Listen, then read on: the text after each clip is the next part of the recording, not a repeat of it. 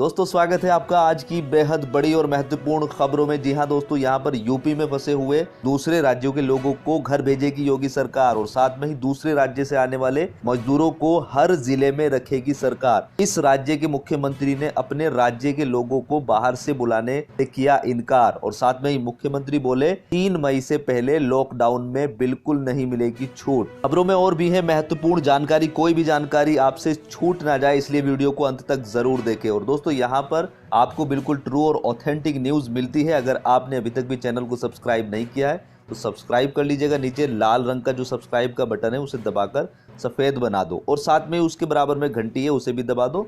उससे क्या होगा कि सरकार की तरफ से कोई भी घोषणा जो होगी वो सबसे पहले आपके पास पहुंच जाएगी। दोस्तों वीडियो में आगे बढ़ने से पहले जान लेते हैं अभी की कोरोना की क्या है स्थिति। अगर भारत की बात करते हैं तो यहाँ पर 28,380 लोगों में इस वायरस की पुष्टि हो गई है और अच्छी खबर यह है कि इसमें से 6,362 लोग सही होकर अपने घर पर चले गए, जबकि साथ में ही दुखद खबर ये निकल कर आ रही है कि 886 लोगों की इस वायरस की वजह से मौत भी हो गई है। अगर पूरी दुनिया की बात करते हैं तो यहाँ पर 30 लाख लोगों 3 मिलियन लोगों में इसकी पुष्टि हो गई है और अच्छी खबर यह है कि 8,79,000 लोग सही होकर घर पर चले गए हैं। लेकिन दुखद खबर यह भी है कि 2,08,000 लोग इसकी चपेट में आकर मौत हो गई है। तो दोस्तों यहाँ पर सबसे पहली खबर निकल कर आ रही है उत्तर प्रदेश से। जी हाँ, यहाँ पर उत्तर प्रदेश में योगी सरकार ने डिसीजन लिया है कि जो उत्तर प्रदेश के छात्र हैं और वो कोई दूसरे जिले के हैं तो वहां पर उनको भेजा जाएगा। अगर मान लेते हैं प्रयागराज के में कोई बच्चे हैं और वो किसी दूसरे जिले के हैं तो उनको अपने दूसरे जिले में भेजने का योगी सरकार जो है ना वो प्रबंध कर रही है। लेकिन साथ में ही योगी सरकार ने यह भी कहा है कि अगर वो दूसरे राज्य के हैं और वो राज्य उनको बुलाना चाह रहा है तो तब भी हमारी सरकार तैयार है। लॉकडाउन में बाहर फंसे यूपी के लोगों को मदद पहुंचाने में योगी सरकार तेजी से काम कर रही है। प्रवासी मजदूरों को घर भेजने के काम में जुटी सरकार अब प्रयागराज में प्रतियोगी परीक्षाओं की तैयारी कर रहे छात्र छात्राएं जो अपने घर जाना चाहते हैं उनकी मदद करेगी। यह जानकारी सोमवार को प्रदेश के अपर मुख्य सचिव अवनीश अवस्थी ने दी है। उन्होंने बताया कि सीएम योगी आदित्यनाथ ने 300 रोडवेज बसों में प्रयागराज में फंसे प्रतियोगी परीक्षाओं की तैयारी कर रहे 9,000 छात्रों को उनके घर भेजने का फैसला लिया है और साथ में ही आवश्यक व्यवस्था करने के भी आदेश दिए हैं। इसमें यूपी में ही रहने वाले छात्र शामिल हैं। अगर अन्य राज्य के छात्र हैं तो उनका राज्य ले जाना अगर चाहता है तो उसे अनुमति दे दी जाएगी। अपर मुख्य सचिव अवनीश अवस्थी ने बताया कि पहले चरण में सोनभद्र, चंदौली, मिर्जापुर, वाराणसी, जौनपुर, प्रतापगढ़, कौशाम्बी, फतेहपुर और चित्रकूट के बच्चे अपने शहर जाएंगे। उसके बाद जो शहर के बच्चे बचे रह जाएंगे दूसरे चरण में फिर वो अपने जिले में चले जाएंगे। इसी के साथ यूपी सरकार दूसरे प्रदेश में फंसे मजदूरों को यूपी आने पर 15 दिन का मुफ्त राशन देने के लिए तैयार है और इसी के साथ 1,000 रुपए की आर्थिक मदद भी यूपी सरकार करने वाली है। आश्रय स्थलों में रहने वालों का वहीं पर पंजीकरण करने के बाद यह पैसा सीधे उनके खाते में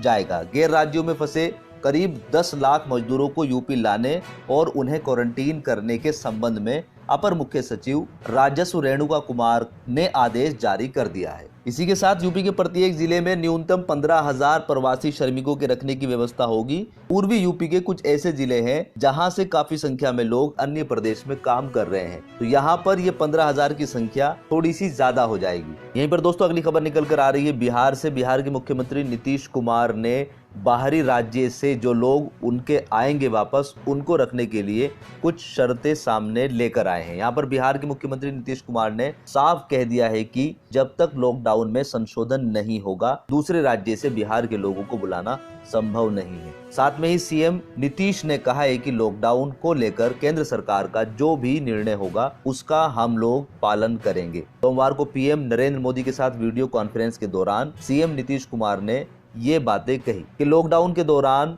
दूसरे राज्यों से आ रहे लोगों को बिना क्वारंटाइन किए गांव में प्रवेश की अनुमति नहीं दी जाएगी। उसको लेकर पंचायती राज विभाग ने जिले को दिशा निर्देश जारी कर दिए हैं। साथ में ही विभाग ने कहा कि दूसरे राज्यों से बिहार आ रहे लोगों को हर हाल में समीप के क्वारंटाइन कैंप में ही रखवाने की व्यवस्था वहां की ग्राम पंचायत द्वारा कराई जाए। किसी भी परिस्थिति में क्वारंटाइन अवधि पूरा करने से पहले किसी को भी गांव में प्रवेश करने की अनुमति नहीं दी जाए। विभाग के प्रधान सचिव अमृत लाल मीणा ने सभी जिलों के पंचायत राज पदाधिकारियों को इस संबंध में पत्र लिखा है। उन्होंने जिले को जिम्मेदारी दी है कि ग्राम पंचायत स्तर पर यह सूचना पहुंचाए। इस कार्य में वहां के मुखिया को भी लगाया जाए। जिला ये सुनिश्चित करे कि दूसरे राज्य से आने वाले लोग बिना क्वारंटाइन किए बिना अपने घर में प्रवेश ना करें। अगर किसी व्यक्ति के द्वारा ये निर्देश पालन नहीं किए जाते हैं तो उस पर कानूनी कार्रवाई होगी। उसकी सूचना ग्राम पंचायत के द्वारा नजदीकी थाने में दी जाएगी। दोस्तों, अगली खबर निकल कर आ रही है पश्चिमी बंगाल और झारखंड से। यहाँ पर प्रधानमंत्री नरेंद्र मोदी ने सोमवार को मुख्यमंत्रियों के साथ वीडियो कॉन्फ्रेंसिंग में कहा कि वायरस का खतरा अभी बना हुआ है, लेकिन हमें अर्थव्यवस्था को भी अहमियत देनी होगी। इस बैठक के बाद पश्चिमी बंगाल की मुख्यमंत्री ममता बनर्जी ने कहा कि केंद्र एक तरफ लॉकडाउन को सख्ती से पालन करने को कह रही है और दूसरी तरफ दुकानें खुलवाने की बात कर रही है।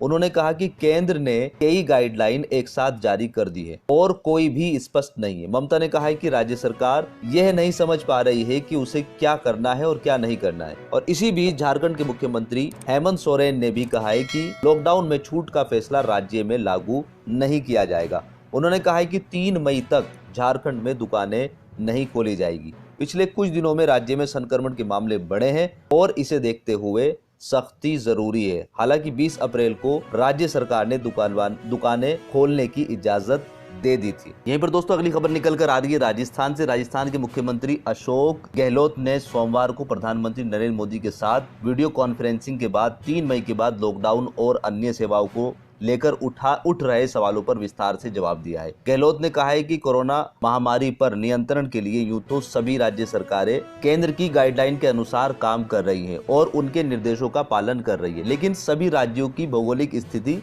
अलग है। कोविड-19 के संक्रमण की स्थिति भी अलग है। ऐसे में राज्य सरकारें भी अपने यहाँ लॉकडाउन या कोरोना से जंग को लेकर केंद्र को अपना सुझाव दे सकती हैं। इसी तरह राजस्थान सरकार ने भी अपने सुझाव और रणनीति से पीएम मोदी को अवगत कराया। पीएम मोदी ने प्रदेश में लॉकडाउन के दौरान किए गए नव विचारों की तारीफ भी की है। यहीं पर मुख्यमंत्री गहलोत ने बताया कि लॉकडाउन 2 में कोरोना संक्रमण से मुक्त इलाकों के लिए अलग व्यवस्था बनाई गई है। हॉटस्पॉट इलाकों को छोड़ दें तो दुकानें खोलने पर पाबंदी हटा दी गई है, लेकिन हॉटस्पॉट इलाकों पे दुकानों पर खोलने की पाबंदी रहेगी। शहर के बाहरी इलाकों में फैक्ट्रियां शुरू करने की छूट दी गई है।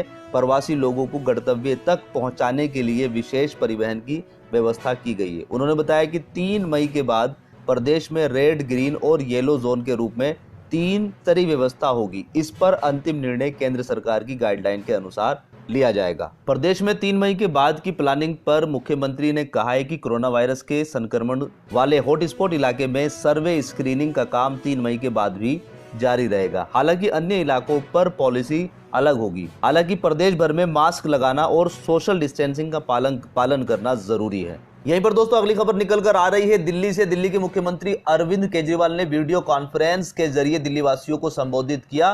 कोरोना वायरस पर चर्चा करते हुए उन्होंने कहा कि पिछले रविवार को हमने लॉकडाउन जारी रखने पर चर्चा की थी। इसमें किसी तरह की रियायत नहीं दिए जाने का फैसला लिया गया था।